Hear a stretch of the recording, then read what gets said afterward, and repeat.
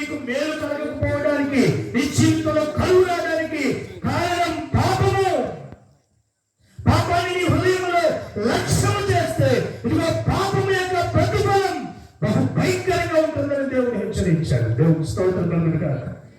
పాపము జీవితంలో ఉంటే కరువు పాలైతావు, నష్టం పాలైతావు, ఇబ్బందులు పాలైతావు అని దేవుడు చెప్పాడు. ఈ రోజుల్లో ఎంతో మంది ఎవరి బిడ్డలను మనం గమనిస్తే ఈ మధ్యకాలంలో మీరు వార్తలు చదువుతూ ఉంటే బహు ఘోరంగా ఉన్నాయి. మన దగ్గరలోనే వైజాగ్లో, మన రాష్ట్రంలోనే ఒక తల్లిదండ్రులు, పేద కుటుంబంలో పుట్టిన తల్లిదండ్రులు ఒక అమ్మాయిని లా చదువుకోవడానికని కాలేజీకి పంపిస్తే చక్కగా చదువుకోవాల్సిన బిడ్డ అమ్మ నాన్న రేయి మగలు చెమట వచ్చి పనిచేసి అయ్యో నా బిడ్డ లా కోర్స్ చదువుకుంటానుంది కాబట్టి నా పిల్లలు చదివించుకోవాలి, ఇగో మేము పడ్డ కష్టం నా పిల్ల పడకూడదు అని చెప్పి తల్లిదండ్రులు రేయి మగలు పనిచేసి రూపాయి పంపిస్తుంటే కొంతకాలం బాగానే చదువుతుంది. ఈ లోపల చిన్నగా సరదాగా బయటికి వెళ్ళడం మొదలు పెట్టింది. బయటికి వెళ్ళకుండా ఆడపిల్ల తోటి ఆడపిల్లలతో స్నేహం చేయటం అనేది మర్యాద. కానీ ఆడపిల్లల స్నేహం వదిలేసి చిన్నగా మగపిల్లలతో స్నేహం ప్రారంభించింది. ప్రేమ అనేటువంటి వ్యామోహంలో పడిపోయింది.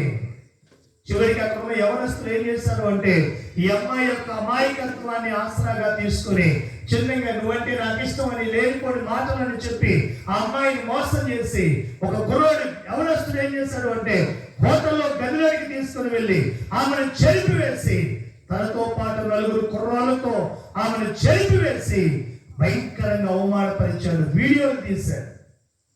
తర్వాత అమ్మాయి ఇదేంటి ఇలా చేసావు అని చెప్పి అడుగుతూ ఉంటే నువ్వు గనక ఈ విషయాన్ని బయటికి చెప్తే నిన్ను చంపేస్తామనో లేకపోతే నీ పరువు తీస్తామని నాకు బెదిరించాను. అమ్మాయి ఇంటికి వచ్చింది. అమ్మ నాన్న అమ్మాయి ప్రవర్తనలో తేడా అర్థమైపోతుంది. ఈ రోజుల్లో పిల్లలు చాలా మంది ఏమనుకుంటారంటే అమ్మ నాన్న చెప్తారు ఏమని, అమ్మ మీకేం తెలుసమ్మా మాది అసలే కంప్యూటర్ కాలం అయితే, అంటే పోయే కాలం అయితే అని అర్థం. ఏ కాలం? కంప్యూటర్ కాలం అయితే మీకేం తెలుసు, మీకు సర్వక్షరం ఒక రాదు అని.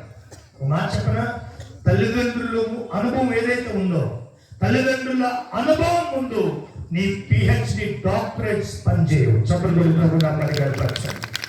వాళ్ళు కూలి పని చేసుకునే వాళ్ళే కావచ్చు, వాళ్ళకి పెద్దగా చదువు లేకపోవచ్చు, కానీ వారి జీవిత అనుభవం ఉందే, ఒక బిడ్డకి నేర్పగలిగే పాఠాలు ఉన్నాయే, తల్లిదండ్రుల యొక్క అనుభవం నీ పిహెచ్డి డాక్టరేట్ కంటే గొప్పది అనే విషయాన్ని గుర్తుపెట్టుకోవాలి. ఈ అమ్మాయి అనుకుంది హాస్టల్లో ఉన్నప్పుడు అమ్మ నాన్నకి తెలియకుండా నేను చాలా చేసేసానే, కాబట్టి మా ఇంటికి వచ్చినా కూడా ఏం తెలియదు అనుకుంది.